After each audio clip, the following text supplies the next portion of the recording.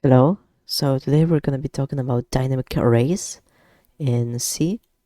And first, what are dynamic arrays? So they are basically just like your typical arrays, except you can modify the actual data. You can add elements, remove elements, and stuff like that. They don't have a static size. They have a dynamic size. So I made my own dynamic arrays, and they work on classes. So that's just like the object of array. You might be like, wait, objects aren't in native C, but like it's obj, op.h, which is a part of the library I made, and this is also the part of the same library. Here you see some macros that's gonna be very important later on.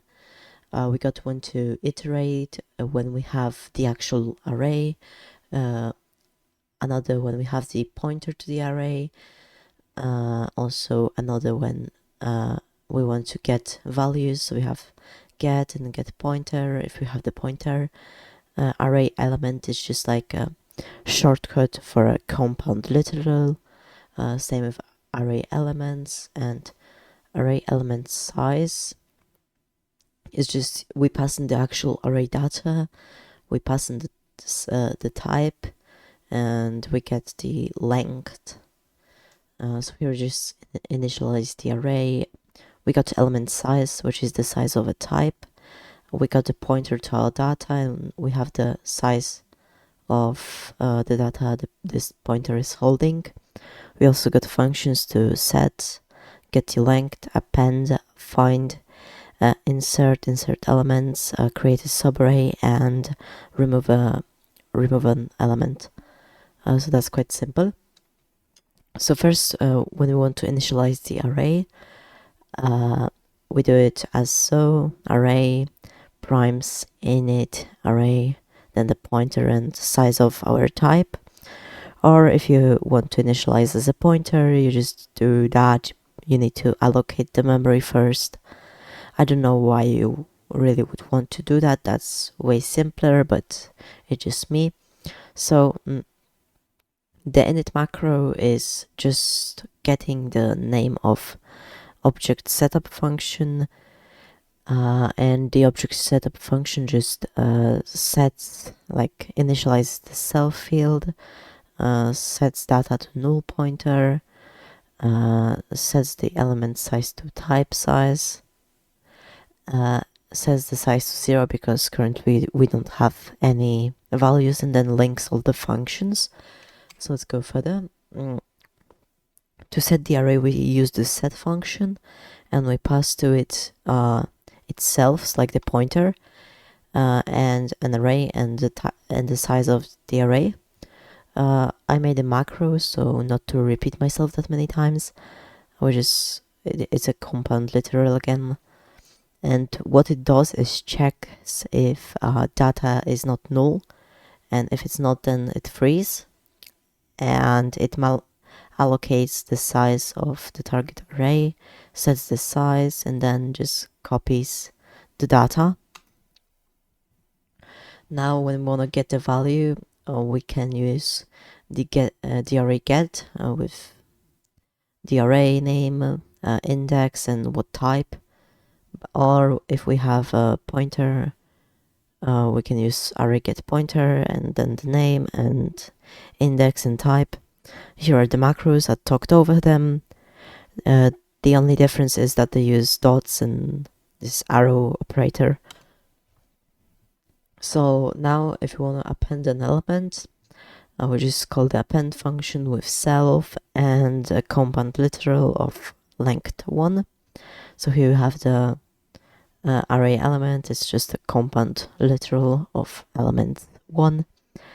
Of one element, but you get the idea. So basically we initialize our new data as just self size plus element size, so we make room for a new. Then we check if self data is not null, so if it holds any data, we copy the data from self data to new data.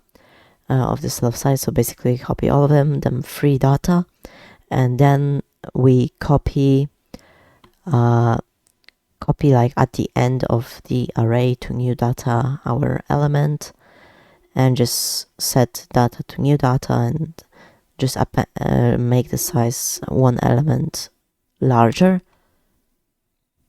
Now if you want to find indexes in an array, we're basically just using the find function, and I also have here a compound literal like macro, so it isn't that long. We pass in the pointer to self, and we pass in our array.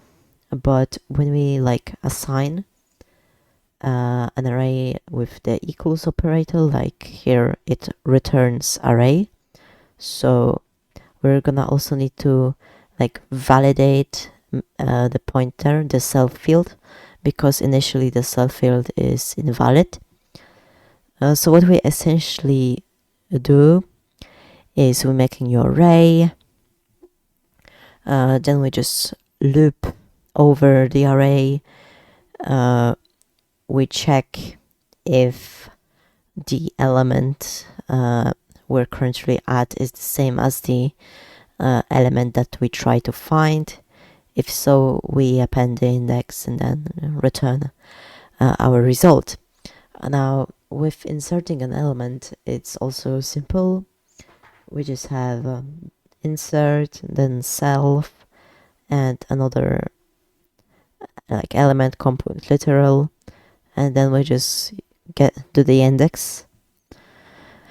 So what essentially it does is that we just loop over, and then we copy data, and then we just insert the data index. We just shift this thing by 1. We like shift the whole array after the target index by 1, and then we just override the data at the index. That's quite simple. Now pretty much the same is done when we want to insert elements. We just pass in the size of the whole like the whole array and the index, so it basically just loops over and calls the insert function, so there's nothing new with that. So now the function code wouldn't fit for subarray. It's like the same story as with find, that we have to validate our self, and what I like about this is that this is the start, this is the finish index, and it's included, so watch out. And this is like the skip, so it's basically how you would have in Python. Let's say, wait, let me run Python.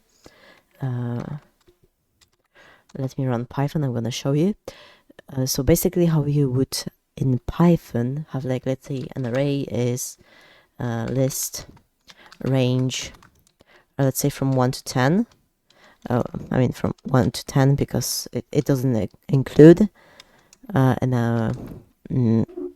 so we can like do, let's say 2, 6, and now let's say -2.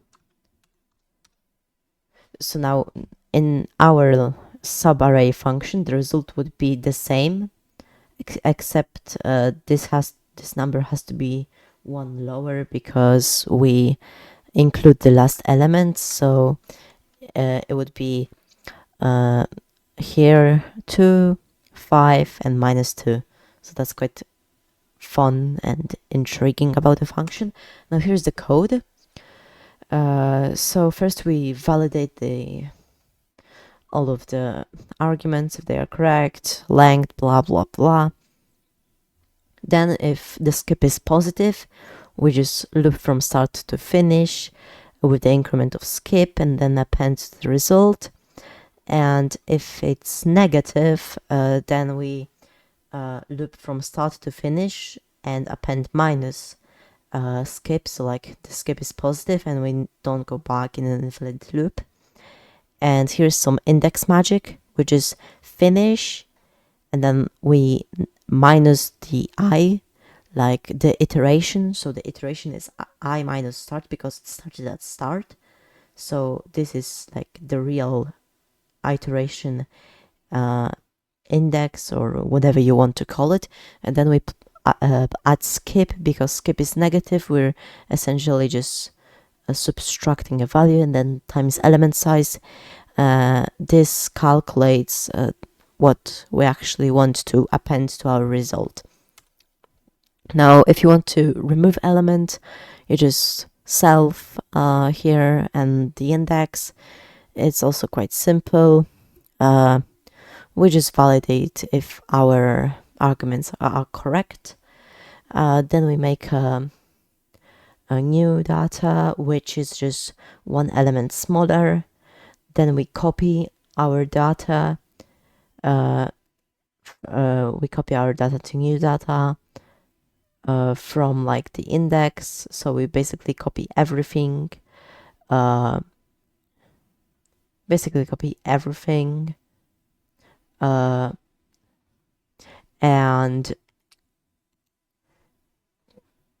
we shift the array by 1, then we free the original data, set the data to the new data, and decrease the element size, the array size by 1.